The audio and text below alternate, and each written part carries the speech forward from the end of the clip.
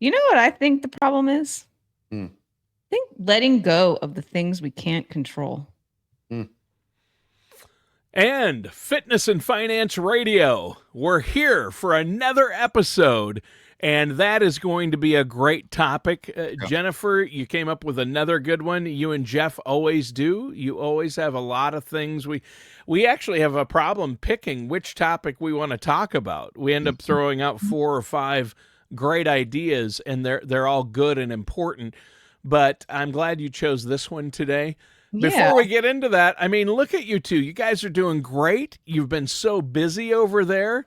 How are things going? Jennifer, talk to me.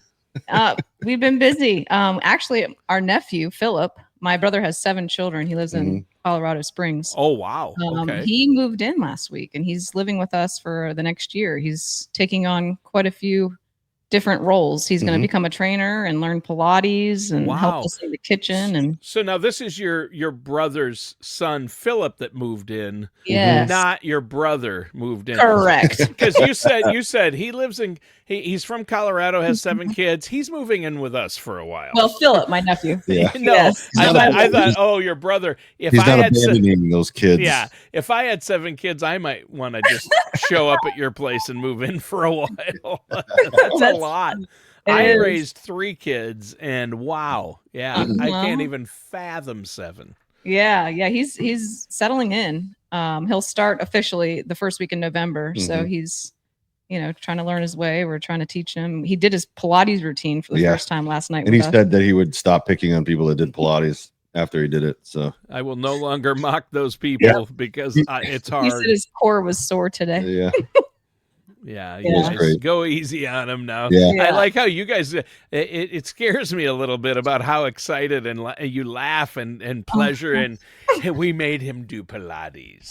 He is in pain. I think because Jennifer cackles. It's like, I think because there's such a pretty grievous misunderstanding about Pilates and gender. I think guys, I was one, just like it, but when she told me I had to do it, I was like, I don't know if I want to do this. Yeah. But once I got involved with it, I was like, this is legitimate. And, anyway, he did a good job with that. Yeah, he did. He fought through it. How old is Phillip? He's 18. He's going to be 19 in February. And when did he move in with you guys? Last Wednesday. He drove across the country. Yeah. Wow. He From drove Colorado? From Colorado. Oh, that's I've done that drive before. It's fun. It's fun. I mean, when you go across some of those states, though, or if you go across like Nebraska or Montana, I don't know which states he went across, but it can be there's long stretches of lonely road there. Yeah. He was looking at the dash for 16 hours straight there. This last leg, and that's a long haul. But it is. I mean, when you're 18, you can do just about anything. So I don't know if any of our listeners or viewers. Yeah, when you're 18, it's different, right? I'm 59. I'm not going to do that. Right?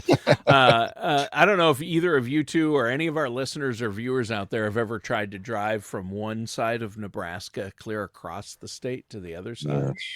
But that's brutal. And to get to Colorado from where I'm at, that's one of the routes, going, you either go across South Dakota or Nebraska if you're going there from Minnesota.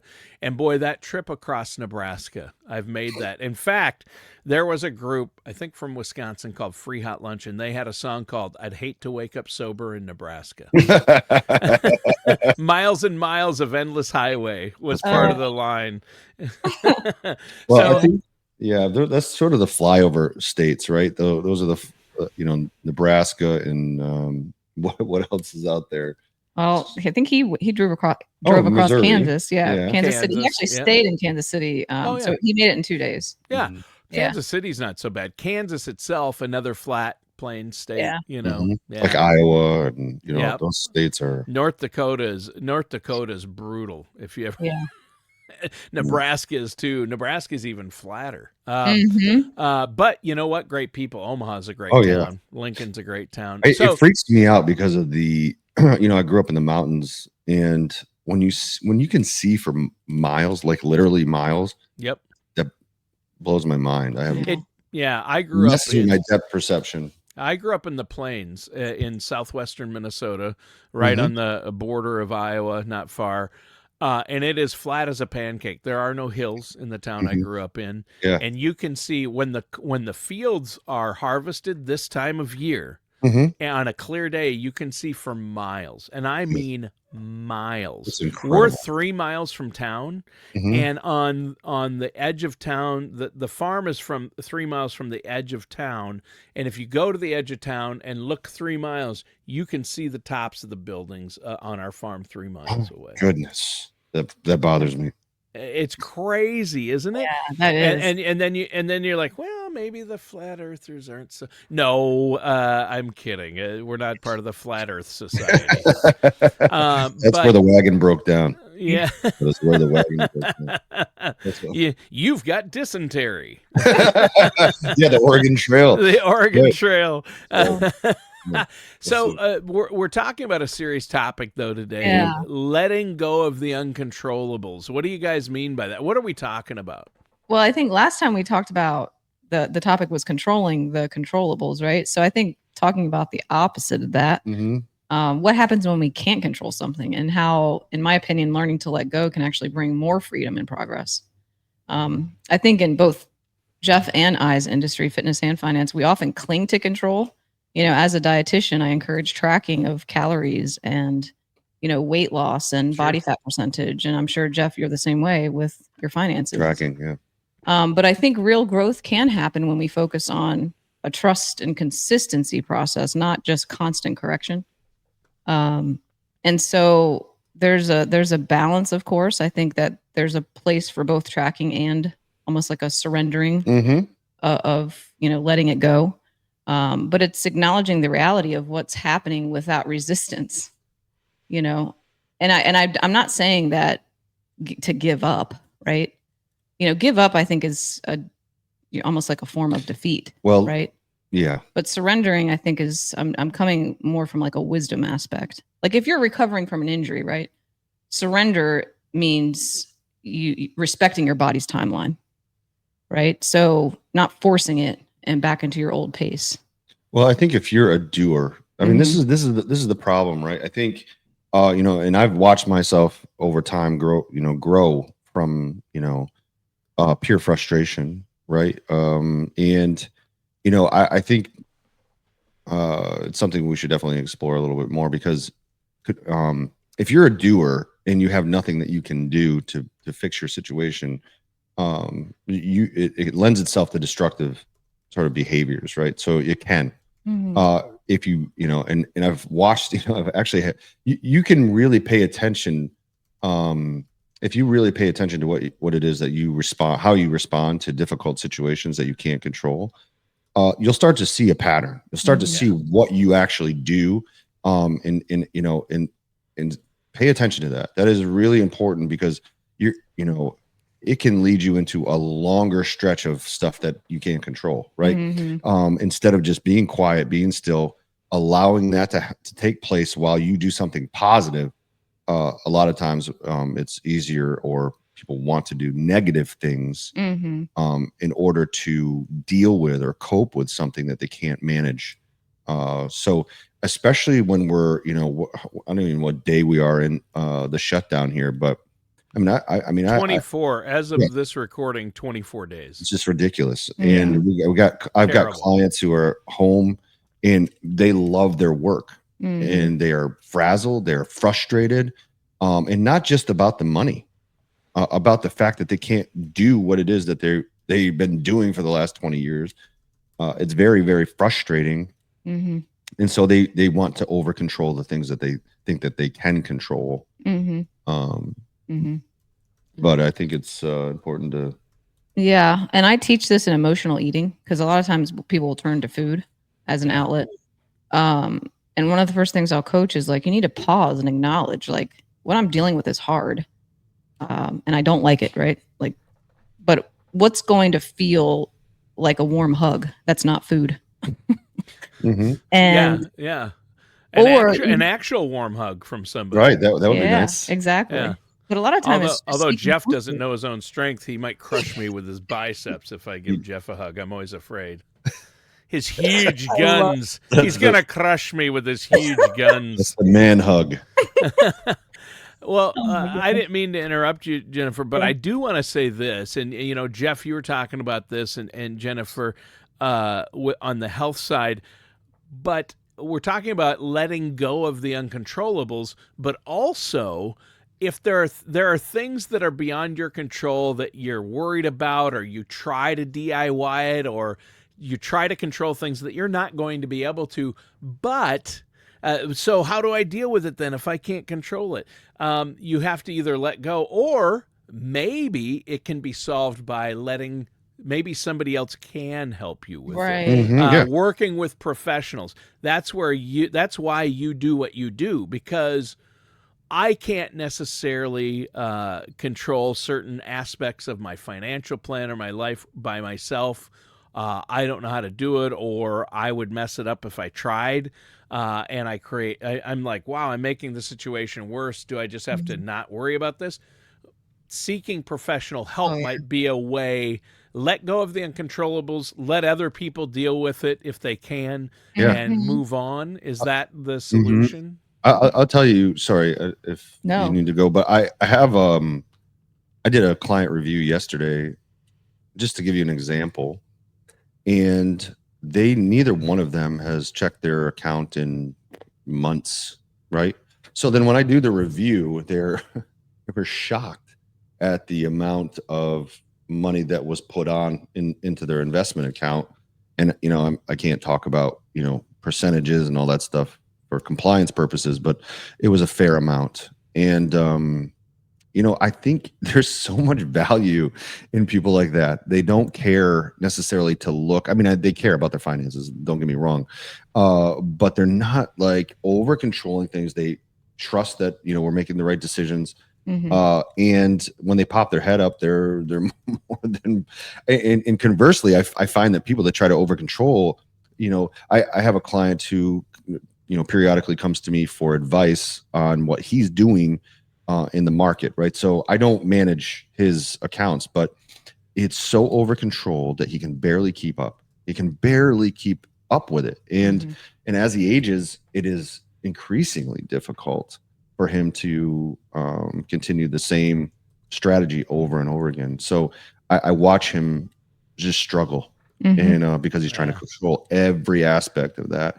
And when I look at those two people, how starkly different they are, I want to be in the category where I'm not, so uptight. And, if it's something I can't control, especially with, Jennifer is a perfect example. I handed all of my fitness over to her, and I had been, doing my own thing for a long time. And I, once I realized the value that she brought, it just revolutionized my fitness. So letting go of it is easy. Yeah. I think in my industry, the people that obsess over tracking everybody and really make it, almost like an all or nothing or a black and white mindset, they're either tracking every single detail of their food and their fitness, or they're not. And that's the scary part, where, there needs to be a, consistency where 80 to 90% of the time you're doing the things you need to do, and 10% of the time you're not. You're able to have a little bit of leeway. I think the problem with constantly tracking and obsessing over steps or every pound on the scale is that it leads to burnout and then disordered behaviors. So what does that mean? Disordered behaviors? Well, disordered eating is a whole topic we could talk about, but there's eating disorders, right? And there's just disordered eating, where you're very inconsistent. You're either skipping meals one day and the next day you're eating 7 meals. There's no natural rhythm. Isn't that like the, I'll start on Monday attitude? I mean, it's like, you kind of like live for the moment and then go, what, Monday I'll reboot. And then you do it for a couple days, and then Monday I'll reboot. Is that what you're talking about, the disorder? Yeah. I think, there's an acceptance that has to happen with some things, right? Like your natural body fluctuations, your genetics. There are some things that are beyond your control. Giving up would be ignoring that entirely, right? But facing the reality and doing the things that are within your control to make the best of that is really what we're all about. Well, can't you lean into your genetics? I mean, the fact is, right? Yeah. I mean, if I drink a milkshake, I'm going to gain about 3 pounds, right? So I think knowing that you can kind of work with that, right? If you want to put on muscle, it's easy for me to put on muscle because I gain, right? So I mean, knowing what you're, you know, and for the longest time I fought it. I was like, I want to be thin. I want to be, you know, I want to lose this. I want to lose that. I mean, knowing your strengths and your weaknesses are half the battle, and then sorting them out and using them in your it's like rowing uphill, you know, or rowing upstream rather. Sorry, upstream. Rowing uphill. Oh, yeah, that's even way worse. That'd be really hard. Be brutal. Just cranking on the ground. What are you in a waterfall? Trying to row up a waterfall? What are you doing? That was a great analogy. Yeah. But if you go, if you're you know, I mean, you're fighting it, you know, let's say you got a canoe with 2 people in it and one's facing one way and one's the other, and you're paddling your hardest against each other. Don't do it. Just look at the ways to get in the right direction. Right. So yeah, sometimes that's pull your oar out of the water, either join in the flow or pull the oar out of the water and don't go against the flow. Don't try to force it.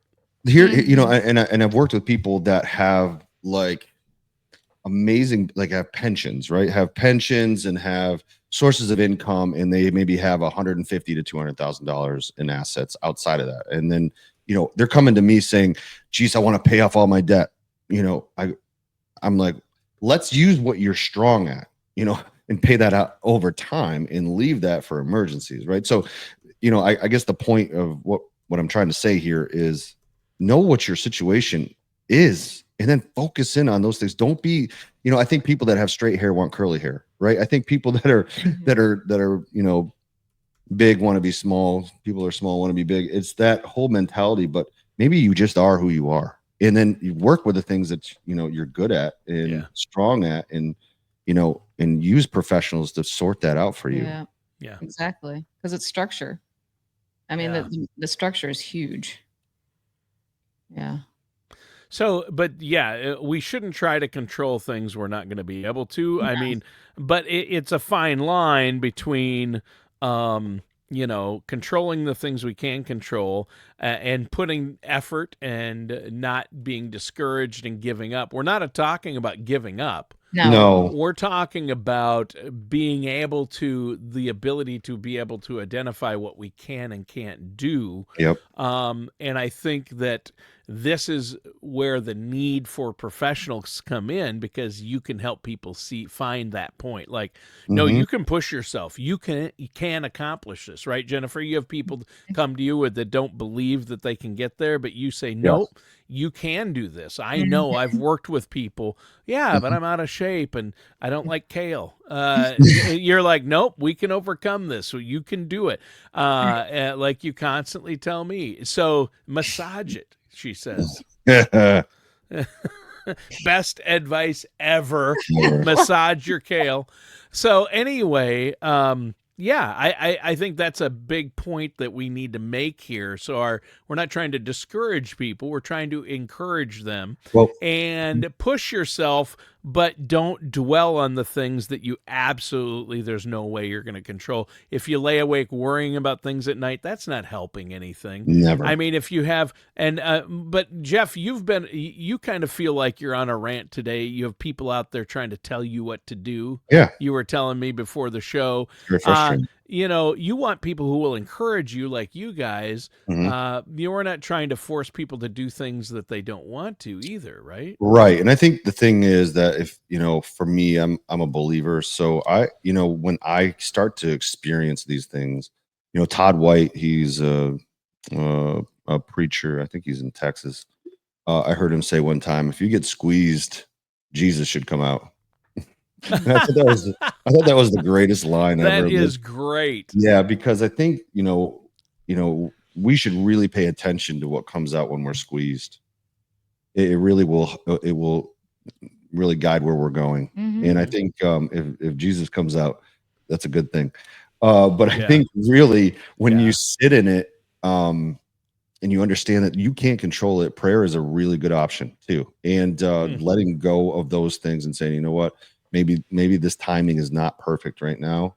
Just the old phrase, give it to God. Yeah, give it to the Lord. Don't worry about it. Give it to God. Yeah.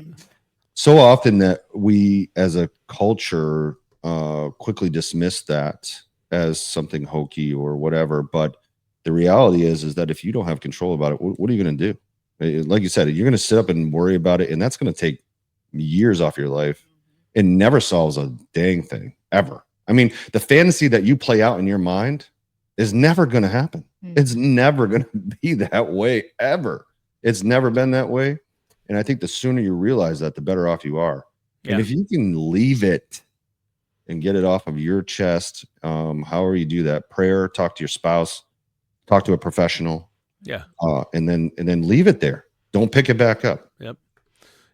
I'm a big fan of my favorite band in the world is Yes, the rock group Yes. And I have had the fortune, I feel very fortunate that I've gotten to meet many of the members and gotten to know the lead singer, John Anderson, and Rick Wakeman. Rick, who's a believer, good guy, keyboard player. But they actually have a song on their Big Generator album called Holy Lamb. And I love the line that says, how can it be so hard when all there is to know is don't be afraid of letting go? I love that line. Don't be afraid. How can it be so hard when all there is to know is don't be afraid of letting go? I love that line. And it really applies here to what we're talking about. Don't be afraid to let go. Right. And I think I think when you try to over control, it's because there's a deep rooted fear or an anger or a frustration that has really settled in. Right. So, and for example, I'm not going to talk too much about it, but we've got a real problem with talking about politics in this country on a civil level. And it's very, very frustrating for me. I've lost friends because of, not on my end. They chose to walk away because of the way I see things. And that's very challenging. It's very challenging and really hurtful to think that people have lost their humanity. When there's so many things that bring us together, the things that divide us are a smaller list. Yeah, it's weird. More powerful, and it's based solely on the fact that just because they know you're on the right or on the left, just knowing, oh, you're on the left, I can no longer associate with you. I don't want to be your friend. Oh, you're on the right, I can no longer associate with you or be your friend. That is what I'm seeing on social media and in conversations. And you're right, that's sad. I think I saw. I don't know if you saw that too, but there's this whole push for that women who were who voted Democrat were trying to push other women who are Democrats not to date or marry anybody that was Republican. Like that was they were trying to organize and tell that to James Carville and what's his wife's name? Right. Yeah, he was Clinton's campaign manager, and she was what's her name? She was she's a right wing. And Coulter? No. Coulter, yeah. Are they married? No, it wasn't Ann Coulter. But anyway, he's married to a right-wing pundit, and he's a left-wing pundit. The raging and they're married. The raging Cajun. He is pretty funny. But yeah, he is. He's But anyway, that's an interesting. I'm not going to get into it. But that's if they can stay married, anyone. Right. I mean, you can. That's crazy. Right? I knew this. And it's really crazy, right? Like, and I may have talked about it before, but I had two sets of friends that were both vegan, both homeschooled their kids. Both, Christian, devout, and didn't know that one or the other was on the opposite end of the spectrum on politics until a MAGA hat showed up, and then I'm telling you, these people were the best of friends. I mean, and they had all these things in common. How many people do you know who are vegan, homeschooled, Christian, and they have the kids the same age? And they stopped talking. They don't even talk to this day. That was years ago.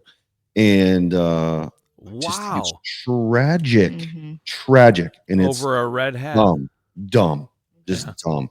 Yeah. And I'm just tired of it. Yeah. I mean, I can understand where someone who say wears shirts without sleeves all the time, that really upsets I mean, people. that should break relationships. Yeah, I know that's going to drive a lot of people away. Is sleeveless shirts, as it should. That's really going to that offends a lot of people. I think it angers people. It's like the line from Uncle Buck. You think it's the hat? I think it's the hat. It angers people. This hat. It angers people. Well, I'll tell you, it's because for years I had sausage arms. I had arms for I had sausages for arms. There was no. You were a little flabby. You had a little flab on your arms. I called it skinny fat, and and so I would never wear sleeveless shirts, and now here I am. Oh. Rocked you like a hurricane. I just want to do it. Here I am. Wow. If I could just sing some Scorpions for the kids today. Why not? Any show, Freudian, pun intended. I love it. All right. Boom. Thank you. Yeah, where has that sound effect been? I've been waiting, but this show's been great. Tony's like, is he wearing a sleeveless shirt again? That's wrong. That's wrong. I think, so we want some feedback too, because I think we were talking about moving our show to a couch, more relaxed. What do you think? I like it. I mean, if we're gonna relax,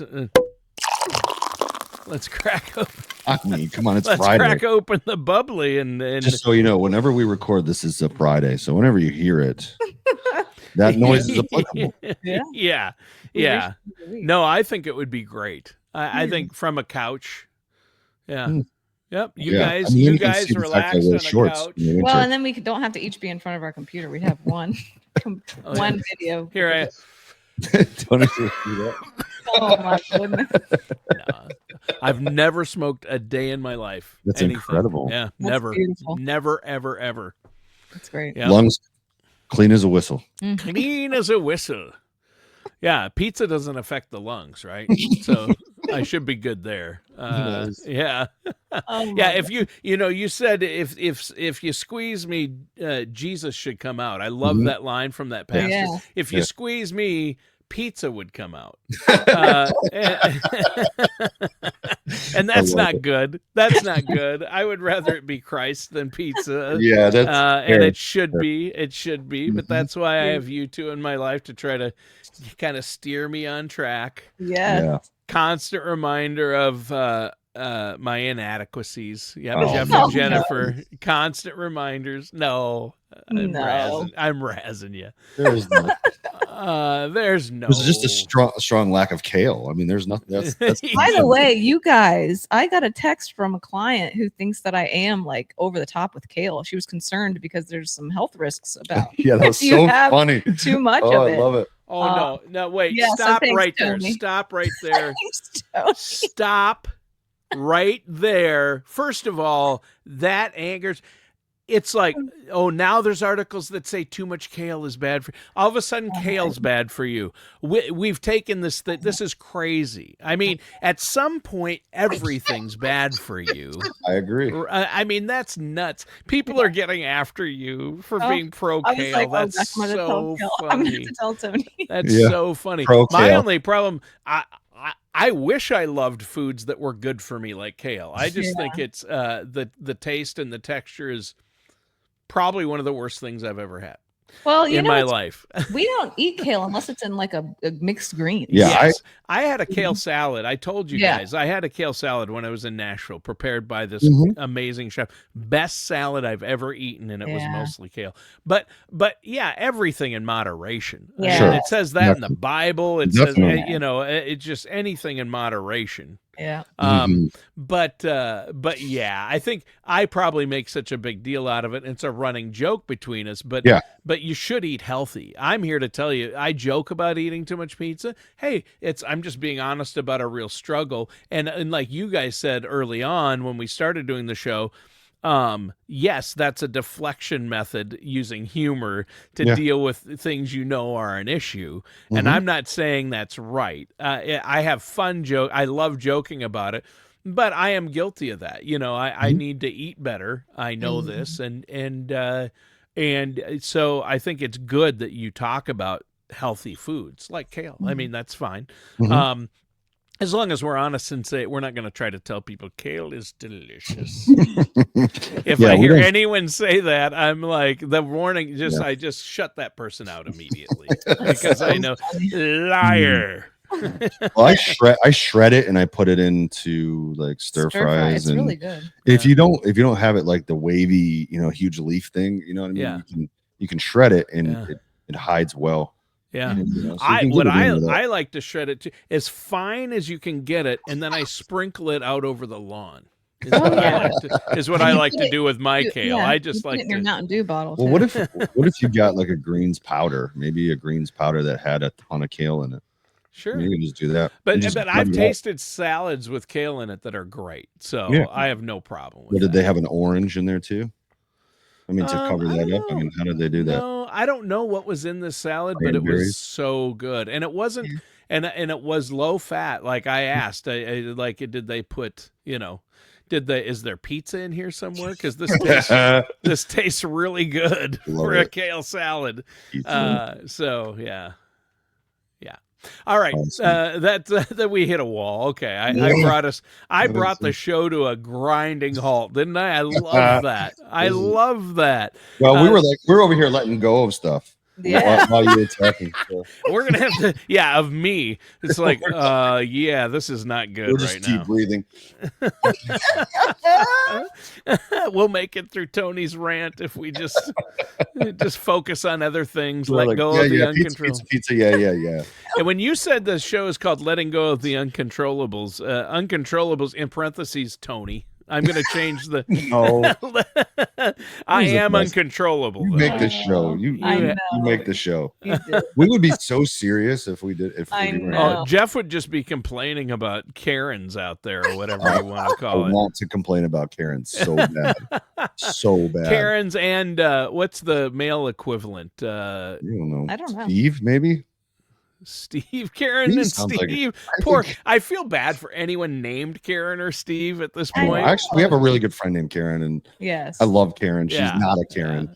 She's definitely not. She's definitely not a Karen. But yeah, that's funny. All right, well, hey, great show today and a great message. Let go of the uncontrollables, and if you have a hard time letting go of things, guess who can help you with that? Jeff and Jennifer. How can our listeners and viewers get a hold of you?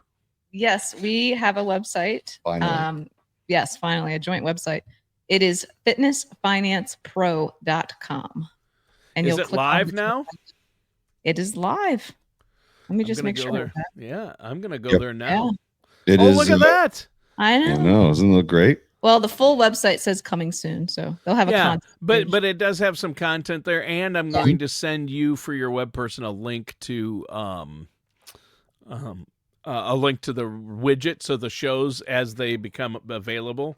The widget that's currently on Jeff's financial site, it'll just populate here. It's just a line of code to put in, and under Fitness and Finance Radio, instead of full website coming to, it'll have that widget with each show that they can listen to, and the links on where to go to subscribe, like YouTube, Spotify, Amazon. So awesome. That'll be up there soon for our listeners and viewers, just to let you all know.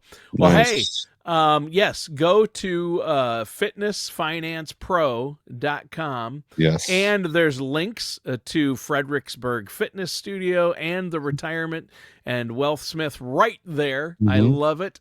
And that does it for today's episode of Fitness and Finance Radio with our hosts, Jeff Smith and Jennifer Scherer.